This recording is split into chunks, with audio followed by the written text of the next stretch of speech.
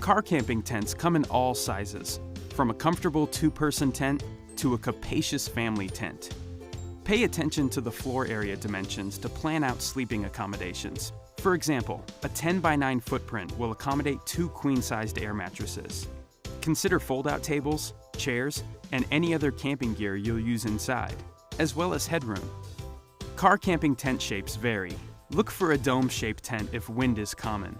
They tend to be more stable and quiet in windy conditions, but vertical wall tents offer more usable space and room to walk around. Some tents have dividers so you can enjoy privacy, a closet, or separate sleeping areas from an eating space. Vestibules are great when you want to be outside, but protected from rain or bugs.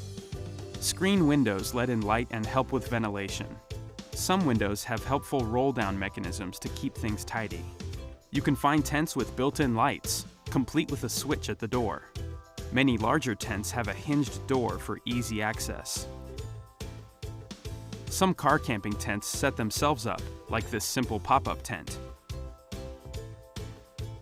Others have built-in poles that accordion out. Staking the tent to the ground is essential with this accordion-style frame. Tents with separate fiberglass or aluminum poles require that you thread or clip the poles onto the tent body and secure the ends to the edges of the tent to create the structure. Once you get the poles in, stake out your tent, making sure the walls are taut. Use tent fly guy lines to help create stability in windy sites.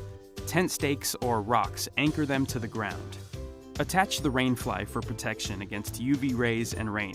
It'll keep the tent warmer at night as well. Make sure the fly is taut and isn't in contact with the tent body where it can wick moisture into the tent or cut off air ventilation. Not sure how to set up your tent? Practice in the backyard before going on your trip. Since weight is not a factor when you're car camping, look for a size and style that lets you enjoy time inside the tent.